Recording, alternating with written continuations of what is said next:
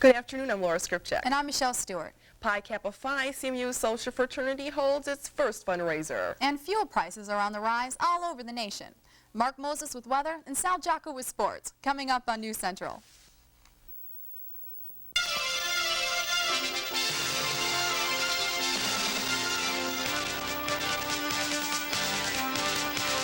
Serving the Mount Pleasant community and Central Michigan University.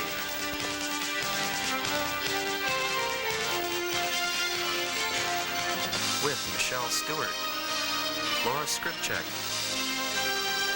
Mark Moses with weather, and Sal Jocko with sports. This is News Central.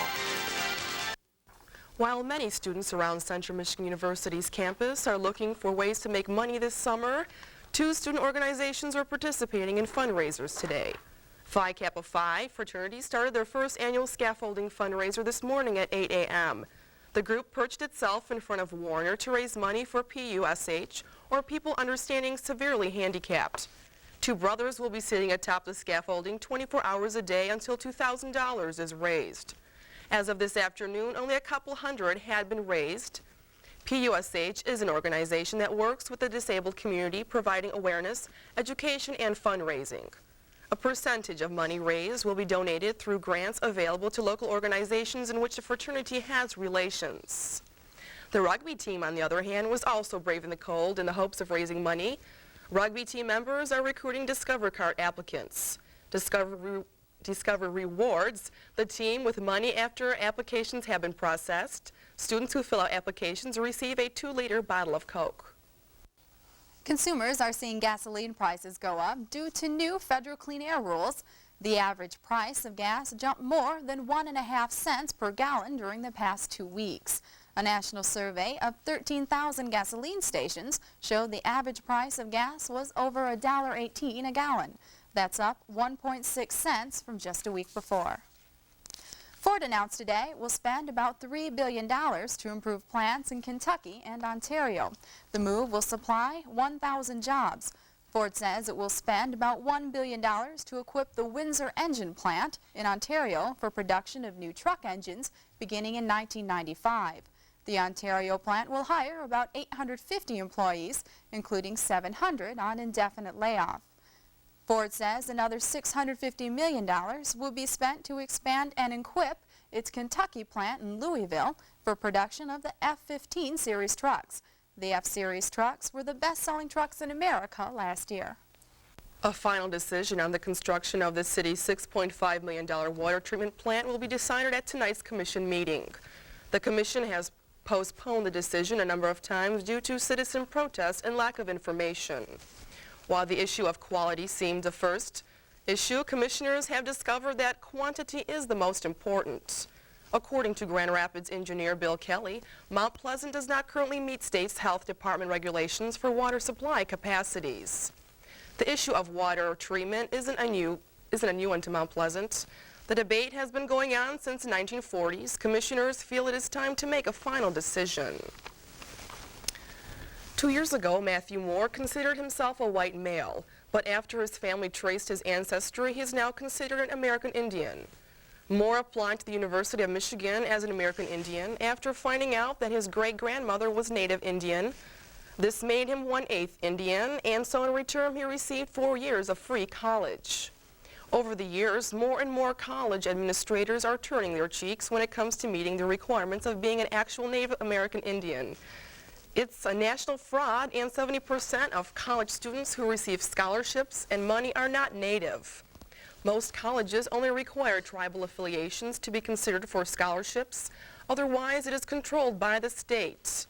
Central Michigan is no different from other universities, although they do offer other minority scholarships with financial aid and dealings with completions.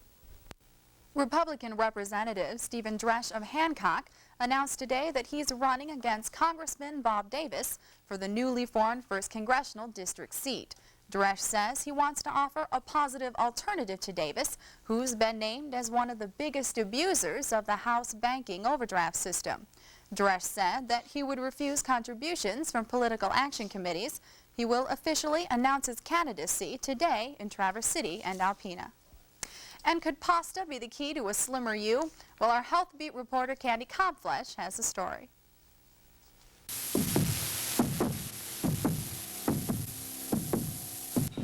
The old weight loss diet of grapefruit and black coffee just doesn't cut it anymore. The key to modern weight loss is complex carbohydrates. At first, the old protein and coffee diets made you feel like you were losing weight. But after a week of nausea and dizziness, old-fashioned protein dieters regained their water weight and then some. Today's American diets take some advice from the Italians. Smart weight loss calls for loads of fat-free carbohydrates found in pastas. Spaghetti, shells, and other pastas have starches that are missing from protein diets. Eat all the fat-free carbohydrates you can. However, butter or margarine must be used in moderation due to their high fat content. If you eat enough pasta, you can even enjoy a snack once in a while and still stay fit. Pasta and moderation are the keys to keeping off the fat and enjoying a healthy lifestyle. I'm Candy Cobflesh for News Central. Stay healthy. And 64 area Detroit Kroger stores have workers who decided to go on strike because the final contract offer was unacceptable. Kroger officials vowed to keep the stores open by hiring replacement workers to fill in. At the same time, the Caterpillar Company has been on strike now for 5 months, involving nearly 13,000 workers. Today, company officials met with representatives of the United Auto Workers Union with a federal mediator present. The Caterpillar Company also says they will proceed with their plans to replace workers who refuse to go back on the job. State police in Jackson are investigating a weekend slaying. Apparently the murder stemmed from unwanted guests at a keg party that took place in a field in Spring in Arbor Township. Jimmy Lee Moore of Concord died after being shot in the neck by an unknown gunman. Troopers say Moore was shot at about 2:40 Sunday morning. No arrests have been made and police are attempting to identify the suspect. Police say the motive appears to be an argument over who should have been at the party drinking beer. Coming up on national news, President Bush's new executive order supports non-union employees. And Nelson Mandela announces his separation with his wife after 30 years of marriage. Up next.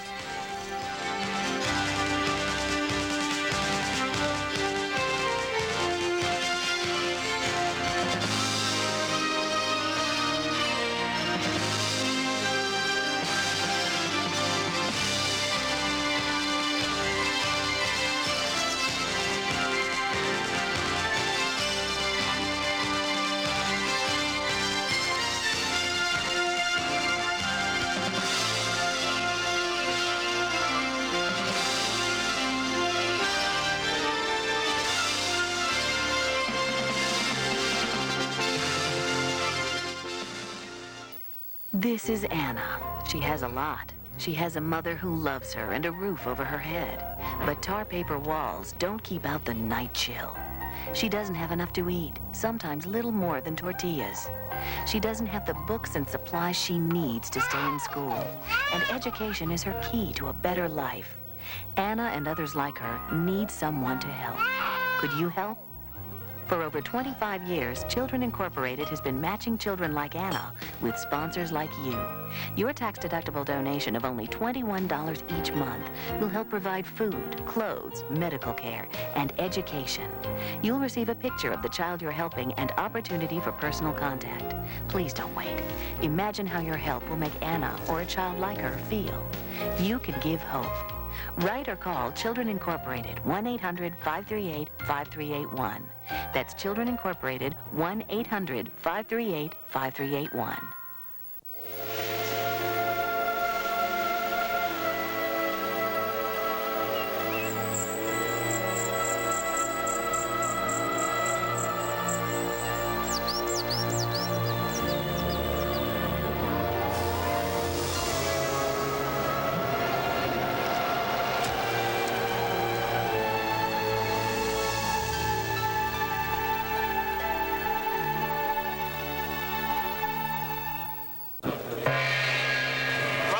And fellow mountain goats, this year's recipient of the treasured Black Horn Award, Richard Ledge. Come on up here, Dick. What are you doing this weekend that's so important you can't take a little time to test your home for radon? After all, it is the second leading cause of lung cancer, and a radon test kit is inexpensive. You could pick one up on your way to the lodge.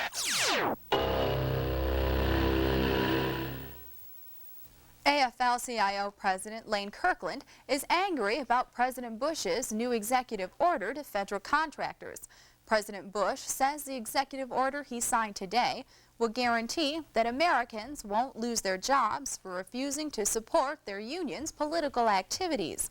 Non-union employees having to pay union dues can demand that the money not go to political causes that they personally oppose. Working Americans should have the right to decide whether contributing to political parties or candidates at odds with their beliefs fulfill that principle and represent the institutional responsibility that we rightfully expect. In pursuit of the very same principles, accountability and responsibility, I am asking Congress to enact a sweeping reform of campaign financing, and I'm fighting to eliminate, not restrict, but eliminate the special interest PACs, which will stop the millions of dollars in administrative subsidies that corporations and labor organizations now are allowed to channel into their own PACs. Kirkland's response to Bush's order comes after the AFL-CIO urged their governing board to back Bill Clinton for president. And hundreds of thousands of people have been evacuated from Chicago's business area. The city's section, known as the Loop, has had power shut off as water from the Chicago River floods into office buildings and tunnels where electrical transformers are located. Power was shut off to 12 blocks of the Loop, halting subway service and trapping people in office elevators. Authorities believe the flood started when construction pilings pierced a retaining wall to the Chicago River.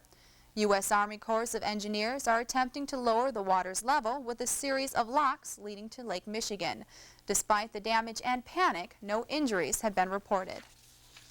A news conference today, the Surgeon General Antonio Novella announced that there is still not enough being done to stop underage drinking. Novella discussed the problems and crimes caused by young people who drink. Crime, sexual misconduct, personal injuries, higher school dropout rates, and other consequences that hamper the ability of adolescents and children to stay healthy, to stay in school, and to take charge of their future.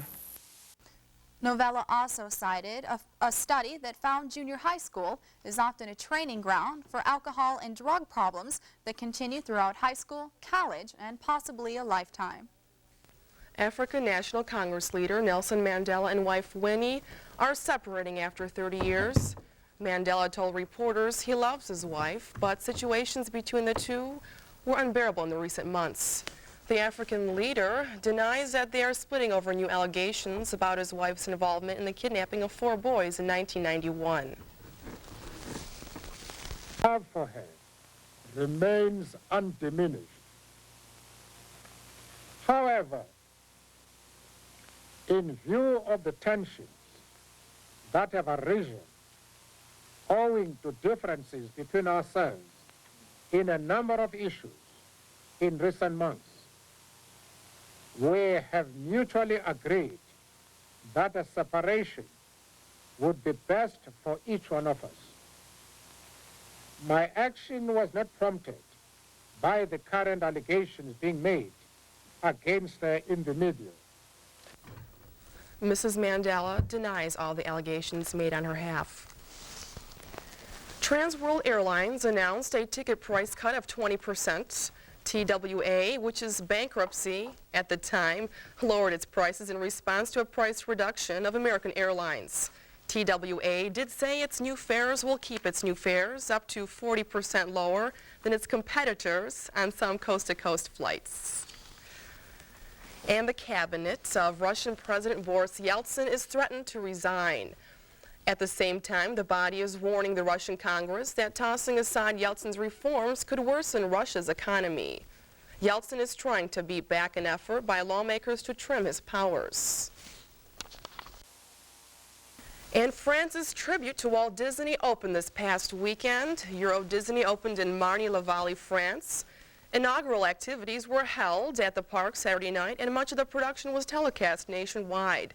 The official opening ceremony took years of effort between Walt Disney officials and 4 different French prime ministers.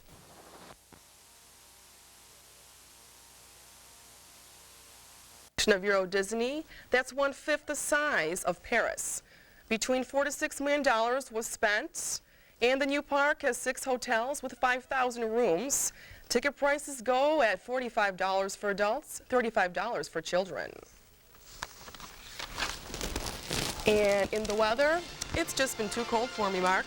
Yeah, it's too cold considering it is April right now. You'd think we'd at least be getting the 60-degree mark, but those 40-degree temperatures are going to be going away in a while, though. We'll be heading into the warmer temperatures, but the rain will be happening, and I'll tell you all about it coming up next.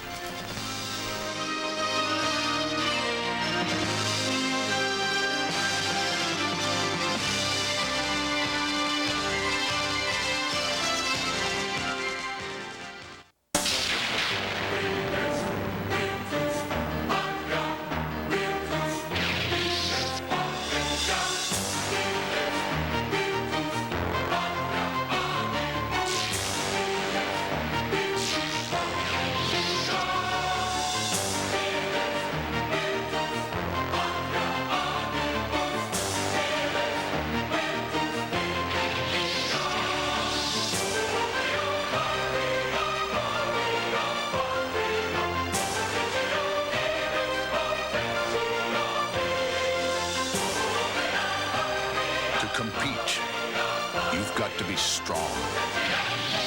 To win, you've got to be smart.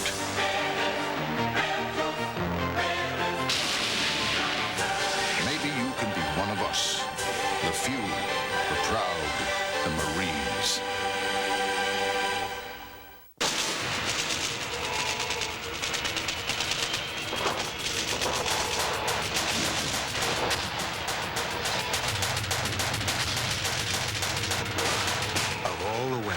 Used in the world in the last 40 years, none had more power than this one.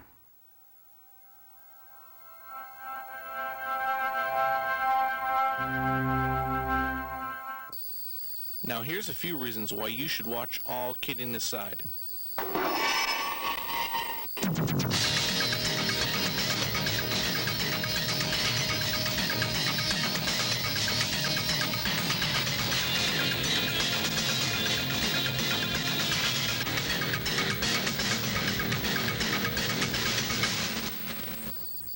All Kidding Aside, Tuesdays and Thursdays at 11 p.m. on Moore Hall, Channel 34. Currently, the temperature stands at 36 degrees, the humidity is 42%, the dew point is at 18, while the barometer is 30.52 and falling. The wind is light out of the south at 6 miles per hour, and the sun sets today at 8:20. Looking around the nation, though, we can see that over in the west, there is really not too much action going on here. This frontal system will be heading on into our area for later on. There's a low pressure behind this, which brought a lot of rain and snow to the higher elevations in California, but it is quite warm. Look at the 80-degree temperature out in Denver. That's quite warm for the area around in there, but the big contrast is what's happening over in the Midwest. We can see it's only 45 in Chicago right now. Normally, they have temperatures in the 50s. And that is due to this high pressure system, which is bringing in all that cold air and will continue for the next couple of days. What we got to watch, though, is just to get through the next day. We should be warming up after that. This frontal system down here in Florida, that's what brought us the rain for earlier in the week and in the weekend where we got all that rain. But that's off right now, and it's mostly sunny along the east coast right now. But that high pressure system will be moving over into that area, and then they will be getting affected by all the cold air. But it is a warm one down in New Orleans. It's 85 degrees, 75 in Dallas, and 65 in Kansas City. So the big contrast between Kansas City and Chicago. And that's where that jet stream dips right down in there. And as we look around in the state, we can see that it is mostly cloudy over most of the state area around in there, the warm spot being Kalamazoo with a high of 38, and Detroit is also 39. And as we can see, they had the cold temperatures. Up in Marquette, they set an all-time record low of 1 below. That's quite cold for them. That's the coldest it's ever been this late in the year. Sault Ste. Marie also had a record low temperature of 4 degrees. That was broken since 1915, that record stood. And Alpena even had a cold temperature reading, a low of 9. But we didn't get quite that cold, although it seemed like it was last night. Traverse City had a high, or has a high of 35 right now. Kalamazoo at 38, while over in the other side they get a mixture of rain and snow in Green Bay and also in Milwaukee. But as we take a look at the forecast, we can see that it will be mostly cloudy tonight with a wind out of the east at 5 to 10 and a low of around 30. Tomorrow partly sunny and still continued cool though, high of 48. And into Wednesday, partly cloudy, we warm up, there we go, it's a high of 53 and a low of 35. Thursday, it warms up to 62, but that chance of rain moves in. And even in for Friday, it'll be 71. We might be flirting with a 70-degree range. Hey, there might be some hope for Easter weekend then. Might be some hope, just hope the rain clears out. I hope so. Okay, well, Sal Jocko's up next with sports. The Tigers go on the road to try to find some answers to their losing ways. Did they get a win in Cleveland? I'll have highlights coming up next in sports.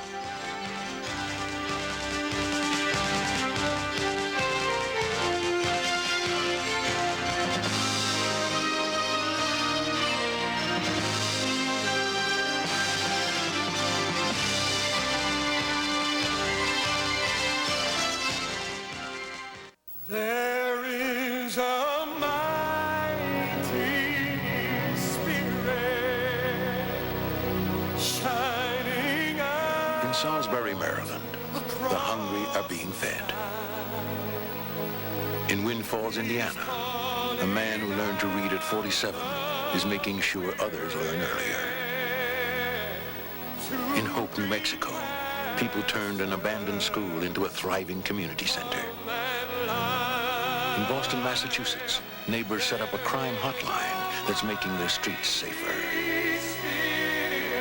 From Seattle to Galveston, from Buffalo to Fargo, every day, someone in America is doing something to light up another life. But there is so much more to do. The light to do it is within us all. We only need to share it. Contact the Points of Light Foundation. Do something good. Feel something real. That's my dad. And that's Mom. Dad's got an idea. A way to get rid of all the grody garbage that's polluting the world. He's invented a big rocket ship to shoot all the garbage into outer space. Mom's not sure. But Dad says his invention will save the world. There's an easier way to save the world. Recycle. For your free recycling action guide, write Recycle. Environmental Defense Fund, 257 Park Avenue South, New York, New York. You made it! Hey, I couldn't have gotten through physics without you. Yeah, well, you're on your own at college. It's not fair. That's all right. I'm gonna get a job, you know, start working, I'm gonna save, and I'll be in college in another year or two. Nice. So, what do you have planned, Mike? I think I'm gonna go home and make a sandwich. Okay. Support the United Negro College Fund. A mind is a terrible thing to waste. Well, I guess Tiger Stadium isn't so lucky for Detroit. They lost their first 6 games of the '92 season at home. Well, today they played on the road against the Cleveland Indians, and what do you know? They get their first win of the year on the road in a stadium where they haven't won since 1990. I can't figure it out. You tell me. Detroit was struggling all game until the 7th, trailing 2-zip. Listen to Tiger broadcaster Al Kaline's cry for help. Hit one to get them over the hump, make them relax a little bit. 3-run homer certainly would help here. And he hits it deep into left if it's fair. Yeah, it stayed fair. Kaline's wish was answered. A 3-run shot by Rob Deere, and the Tigers took a 3-2 lead. Now 5-3 in the 8th. Brooke Jacoby doubles deep off Lancaster over the head of Dan Gladden. That scores 2, and oh no, not this again. The Tigers blow another one, but somebody in the heavens was on Detroit's side. Tony Phillip here hits a deep fly ball that looks to be routine, but Everett Bell can't hang on to it. That scored Kyler and Gladden, a 2-run error that made it 7-5, and that's the way it finally ended. And on to the NBA, where the name of the game is defense for the Detroit Pistons. After putting the chokehold on the Sixers last week, they shut down the Knicks offense yesterday, allowing just 61 points the entire game. Detroit just managed 72 points, the lowest scoring game in 37 years. Both teams combining for just 133 points, the Knicks and Pistons. Physical game, to say the least. And speaking of the game, sloppy first half. Dumars picks up the loose ball and watch the break the nifty behind the back to Rodman. Relax, Isaiah, it's still early. But the Knicks, a horrible second quarter. They made just 2 field goals, nothing going their way. Meanwhile, everything going the Pistons' way. Mark Aguirre finishing up the break. Watch this play off the inbounds pass and off the derriere of Bill Lambier. Jackson with the lay-in and Pat Riley saying, yeah, I like that. But the Knicks didn't like the Piston defense, stifling all day, and the result was an easy lay-in. This one for Darrell Walker, and the Pistons win one at home.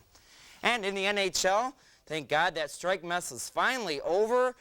The players were itching to get back on the ice, especially the Detroit Red Wings, who played in Chicago last night. The 10-day layoff certainly didn't have any effect on the Wings, as they looked sharp against the Blackhawks. Against their Norris division, they beat them 2-1. And who says this game didn't mean anything? These two teams just flat out hate each other. Bad news for Detroit. Steve Chason's hurt wrist. Ooh, that's not good. The extent of the injury is still unknown. Wings got goals from Shepard and Yzerman. Chicago added a late one here, but they hang on. They'll play Minnesota tomorrow night and wrap up the regular season. They open the Stanley Cup playoffs Saturday against these same North Stars. Tell them, Probert. And finally, in golf, what a year for Fred Couples. This guy is just tearing up the PGA, winning tournament after tournament and collecting cash after cash. Yesterday, he won the Masters, one of golf's most prestigious and competitive tournaments, already his 3rd victory of the year. This guy can sure play golf, to say the least. Watch him on this shot on the 3rd. His accuracy is unbelievable. Watch as it kicks over like it's attracted by a magnet. A tap in for birdie, and then on 12, even when he's in trouble, he still manages to save par. The chipper off the edge of the water. It just doesn't get any better than that. Raymond Floyd, the old-timer, chased Couples all day. Look at this pretty putt. He keeps rolling and rolling until it finds the bottom of the cup. He finished 2 behind the leader, Freddie, that is. He did it all. Look at him judge the break on this putt. Bingo! Couples wins his first Masters and sports the traditional green jacket, a well-deserved honor.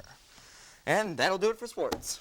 Well, hockey players and fans, glad to see finally got off the strike. Yeah, definitely. The strike ends, and they wrap up the season tomorrow in Minnesota, and then they start the playoffs against those North Stars on Saturday. Well, the fans kind of had to jump into the season. Sure. Well, thanks, Sal. Alrighty. Laura? Imagine a weekend of pie throwing and yuck-yucks. Well, that's what it's like for those attending the Three Stooges convention in Lewiston, Maine. Scores of Stooges amuse themselves by whacking each other with foam rubber hammers and cream puff pies. Fans of Larry, Curly, and Moe also swapped memorabilia and watched tape highlights of their comedy days. It's always nice to have a brain in the family, but for one suburban Detroit family, they have 3. Triplet sisters at Armada High School in Macomb County will share the valedictorian honors based on their 4.0 grade point averages. The parents of Christine, Catherine, and Cindy Schruner say that self-discipline has lifted their daughters to academic excellence.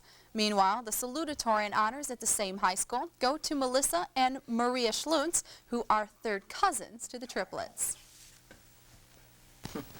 Sounds like academic success runs in the blood in that family. Hereditary, huh? Yeah, maybe it's in the water. One of the two. Well, let's hope good weather is hereditary, you know? Good weather should be occurring. As long as we can get through tonight, tomorrow, we should be getting warmer, but the rain does move in. But it is spring, so. Okay. Well, great. Thanks, Mark. Good night from all of us here at News Central. We'll see you tomorrow.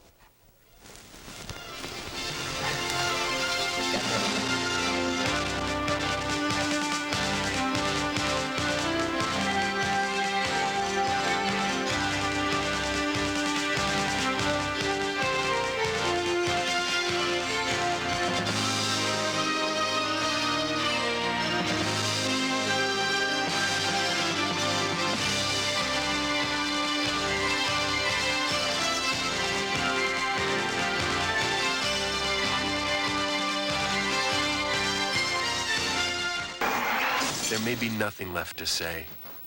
Kevin, I'm gonna drive. Take the keys, call a cab, take a stand. Friends don't let friends drive drunk. Driving just 5 miles per hour slower than we usually do will save over 2 million gallons of gas a day and help keep America out of the red. Do your part. Drive smart.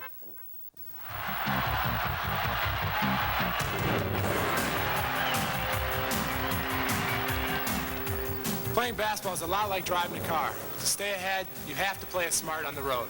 And if there's one thing I've learned from Traverse City to Central Michigan University to the NBA playoffs is you need a strong defense to stay in the game.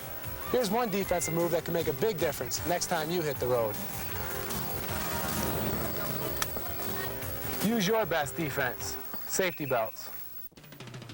This concludes another broadcast day on MHTV.